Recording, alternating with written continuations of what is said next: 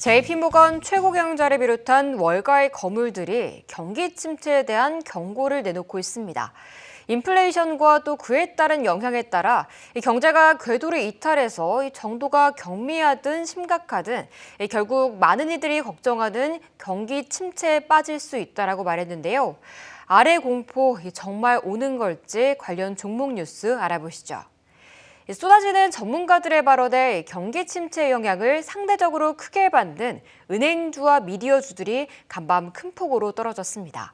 국내에서도 이 관련 종목들이 지지부진한 가운데 성장주와 금융주 두 가지 성격을 다 띠고 있는 카카오뱅크가 크게 밀리고 있는데요. 현재 3% 넘게 하락하고 있습니다.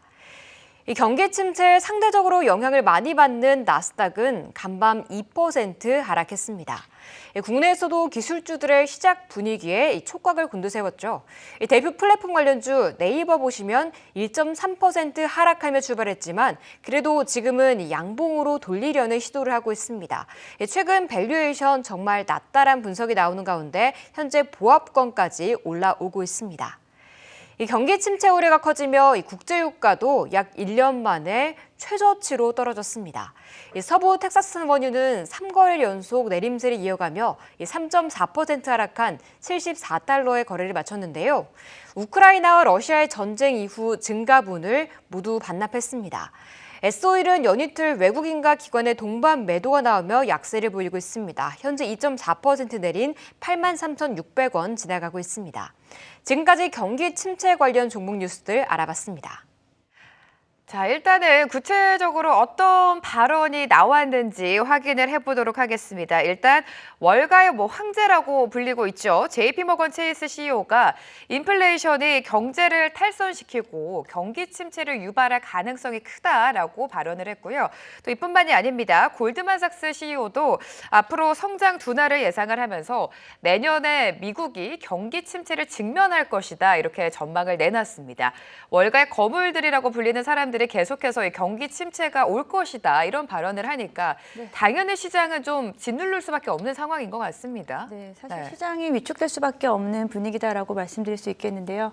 이렇게 사실 경기 침체에 대한 부분은 올해 내 계속 지속적으로 이런 이야기가 되고 있었습니다. 우크라이나 전쟁이라든지 그리고 이를 통해서 사실 원자재 가격의 급등, 물론 이 원자재 가격 전반적인 급등세는 진정이 좀 된 상황이긴 합니다만 그를 통해서 사실 우리 시장에서는 사실 금리 인상에 대한 부분을 가파르게 나타났기 때문에 그를 통해서 결국은 기업들은 투자를 줄일 수밖에 없는 경기 위축 상황이 나올 수밖에 없고 또 인플레이션에 따라서 인플레이션에 대한 영향으로 가계 소비는 위축될 수밖에 없는 전반적인 어떻게 보면 악재를 좀 무는 이런 상황이다라고 좀 볼 수 있겠습니다. 금리 인상에 대한 속도는 일단은 지금 다시 한번 좀 급격한 금리 인상보다는 완화적인 부분이나 일단은 스탠스 자체는 일단은 조금은 좀 분위기는 완화됐긴 했습니다만 역시나 이제 고금리에 대한 부분이 가계라든지 그리고 또 기업 금융에도 사실 좀 좋지 않은 영향을 미치기 때문에 내년도에 이제 기업들의 이제 실적이라든지 기업들의 이제 앞으로의 그 컨센서스가 사실 좀 상당히 좀 하향될 수 있을 거다라고 좀 생각하고 있고요. 그에 대한 부분으로 저는 좀 가장 좀 큰 부분을 보고 있는 게 경기 위축에 따른 소비 심리 위축인데 이를 통해서 사실 저는 이제 자동차주에 대한 부분을 좀 확인을 해봤습니다. 테슬라 같은 경우에도 사실 연초 대비해서 거의 절반까지 좀 빠져 있는 상황이고요. 우리나라 이제 자동차 섹터의 현대차라든지 기아 같은 종목들도 지금 사실 또 저점에서 다시 한번 또 반등이 어려운 상황이다라고 볼 수 있겠는데 아무래도 이제 경기가 위축되다 보니까 소비가 위축될 수밖에 없고 그런 부분에서 일단 어떻게 보면 필수 소비재 같은 부분은 오히려 지금 방어주 역할을 좀 하고 있습니다만 이런 자동차라든지 그리고 주택 경기 건설에 대한 부분에 대한 사실 좀 부분에서도 사실 그런 부분이 좀 확연하게 좀 드러난다라고 좀 보고 있습니다. 그렇기 때문에 앞으로는 일단은 시장 자체에 대한 경기 위축에 따른 업종별 추이는 좀 다르게 나타날 수 있을 거다라고 좀 보고 있고요. 그렇기 때문에 지금은 일단 경기 방어주 쪽에 대한 좀 섹터가 좀 더 강한 흐름을 좀 보이고 있다라고 말씀드릴 수 있겠습니다. 어쩔 수 없이 경기 방어주를 좀 봐야 된다라는 말씀을 해주신 것 같은데 일단은 연준이 12월 FOMC에서는 50bp 인상을 단행할 것으로 보입니다. 하지만 최근에 경제 지표들이 좀 양호하게 나오면서 연준의 긴축이 조금 더 늘어날 것이다, 오래될 것이다, 이러한 전망이 나오고 있습니다. 자, 연준의 금리 인상으로 기준금리가 5%대를 향해 가고 있습니다만 인플레를 잡기에는 턱없이 부족하다, 이런 이야기도 나오고 있는데 과장님의 의견도 좀 들어보도록 할게요. 자, 인플레이션을 우리가 진단을 할 때 결국은 뭐 CPI 얘기들을 가장 많이 하죠. 뭐 CPI가 그쵸, 네. 7%다, 8%다. 아니야, 이번엔 6.8%가 나왔으니 지금 물가가 떨어지고 있어. 뭐 이렇게도 얘기를 많이 합니다. 근데 그 기준이 되는 기준점이 언제냐면은 전년 대비입니다. 전년 대비. 그러면 자, 내년에 갔을 때 올해 같은 경우에는 뭐 다들 아시다시피 물가가 굉장히 많이 올라왔어요. 특히 올해 초 이제 전쟁 이슈가 있고 이랬을 때 물가가 굉장히 높았었는데, 그러면 이제 내년도 가가지고 만약에 CPI를 발표를 한다라고 합시다. 그러면 그 CPI 같은 경우에는 올해 초의 물가 대비해가지고 내년도 뭐 내년 1월이 되건 2월이 되건 3월이 되건 그때 이제 물가 수준을 보게 될 텐데, 그게 과연 올해 초 대비해가지고 올라와 있을까요? 지금 원자재 가격, 뭐 유가나 뭐 곡물가 이런 원자재 가격들도 다 많이 빠져 있고, 그리고 지금 뭐 미국 같은 경우에 지금 상황을 한번 정리를 해서 좀 말씀을 드려보면은 네. 대형 소매 기업들 같은 경우에 진단을 해보니까 미국 소비 같은 경우에는 이미 3분기 말부터 둔화가 되는 조짐이 나오고 있다라는 부분. 그리고 두 번째가 소비 둔화 같은 경우에는 지금 현재는 저소득층에서 먼저 일어나고 있고, 상대적으로 아직까지는 고소득층 쪽은 양호하다라는 얘기들이 있습니다. 그리고 세 번째, 뭐 팬데믹 때 푼 유동성 같은 경우에 이걸 바탕으로 했었던 게 이제 막대한 저축입니다. 저축들 많이 했죠, 미국 사람들.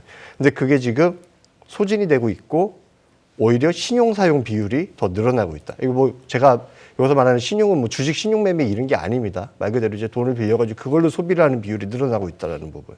그리고 네 번째 마지막으로 리오프닝에 따른 여행이나 서비스 부분 올해까지 지금 견조하고 올해 말까지도 견조할 것 같은데, 이게 과연 내년까지 이어갈 수 있을지 의문이다라는 것들이 지금 미국 현지에서 나오고 있습니다. 이런 일련의 실물 결제 상황 같은 거를 결국은 채권 시장에서는 아마도 이렇게 보는 것 같습니다. 차트 한번 보여주시면은요. 네. 예, 자, 미국채 2년물하고 10년물 장단기 금리 차인데 굉장히 좀 시계를 길게 한번 봐봤습니다. 1985년도부터 해가지고 올해까지 해서 봤는데, 지금 저 장단기 금리 차가 보시면은 지금 올해 7월 달 들어오면서부터 마이너스권으로 들어왔고, 그게 지금 바로 회복이 안 되고 계속 그 마이너스권을 유지를 하고 있는 상황이죠. 자, 경기 침체 가능성을 놓을 때 가장 많이 언급되는 미국채 10년물, 2년물 장단기 금리 스프레드 역전이 지금 거의 올해 7월부터 고착화가 됐는데, 이런 상황이 과연 정상일까라고 봤을 때, 자, 좀 더 단순하게 생각을 해보면은 네. 지금 연준의 기준금리하고 미국채 30년물을 한번 놓고 생각을 해보자고요. 원래 기준금리에다가 프리미엄을 더 더해준 게 이제 장기채의 금리입니다. 그래야 그러면은 정상적인 상황이라면은 기준금리보다 2년물 금리가 높아야 되고요. 10년물 금리, 30년물 금리 이런 순으로 시간이 길어질수록 그 늘어나는 듀레이션에 대한 프리미엄을 더 부여를 해주는 게 정상적인 채권 시장인데, 하지만 지금의 이제 금리 상태를 보시면은 연준 기준금리 지금 4%대가 나오죠. 근데 지금 30년물 금리가 아마 3.5%대 뭐 이렇게 나올 겁니다. 30년물 채권 금리보다 연준의 지금 현재 기준금리가 더 높다. 즉, 시장 참여자들은 장기적으로 현재의 금리 수준에 대해서는 이거는 납득을 할 수가 없다라고 일단 시장에서는 그렇게 레이팅을 하는 것 같습니다. 이게 주식시장보다 훨씬 전문 투자자들의 비중이 많고, 또 그 규모, 사이즈 또한 몇 곱절로 더 큰 게 이제 채권 시장인데, 그 채권 시장의 투자자들은 현재 기준금리를 납득하지 못하고 하락시켜야 한다는 쪽으로 가격을 현재 책정하고 있는 게 아닐까 싶습니다. 이게 지금 현재 시장이랑 연준의 대립구도입니다. 그런데 연준이 굳이 시장에다 목리를 부릴 필요는 없고, 뭐 미국 경제를 망하게 하기 위해서 네. 연준이 인생을 베팅하는 그런 집단도 아니고, 그들도 금리 인상으로 인한 경제 침체, 고착화를 장기화시킬 정도로 무모하지는 않을 것입니다. 절대 금리 인상이나 경기 침체를 같이 가져갈 리는 없다. 그렇다면은 어느 정도 선에서 금리 인상이 마무리가 되고, 마무리가 된다라고 하면은 또 경기 침체에 대한 이 우려는 어느 순간 또 쏙 들어갈 것이다라고 생각을 그렇죠. 하시고 네. 너무 극단적으로 시장을 바라보실 필요는 없다라고 보여집니다. 금리 인상이 마무리가 된다면 경기 침체에 대한 우려도 자연스럽게 없어지기 마련인데 지금 현 시점을 살펴보면요. 일단은 글로벌 경기 불확실성이 커지면서 국제 유가도 크게 반응을 해줬습니다. 국제 유가가 작년 말 수준까지 돌아가면서 3.5% 하락하면서 74달러에 거래를 마쳤고요. 원달러 환율 같은 경우에는 장 초반에 1,320원대까지 좀 오른 상황을 보여줬습니다. 달러와 유가의 움직임도 간단하게 좀 살펴주실까요, 팀장님? 네, 먼저 국제유가에 대한 부분 이야기하게 될 것 같습니다. 국제유가 같은 경우는 WTI 자체가 지금 80달러 선을 좀 깼습니다. 맞아요. 네. 올해 연초 작년 말 정도 말, 네. 수준이다라고 좀 볼 수 있겠고, 뭐 국제유가도 사실 뭐 끝없이 오를 것 같이 뭐 이야기를 했지만 결국은 전반적으로 원자재가 전반적인 부분, 국제유가뿐 아니고 뭐 곡물가라든지 그리고 뭐 메탈 가격 같은 경우에도 메탈 선물 같은 경우에도 대부분 다 원점으로 좀 되돌렸다라고 좀 보고 있습니다. 그렇지만 이제 인플레이션에 대한 부분은 여전히 좀 높다라고 좀 보고 있는데, 그러면 이 원자재가 국제유가 플러스 원자재가에 대한 부분이 좀 내려갔기 때문에 그만큼 다시 원점으로 돌아갔기 때문에 인플레이션도 지금 정점을 찍고 내려오느냐라는 부분하고는 좀 매칭이 좀 되지 않고 있는데요.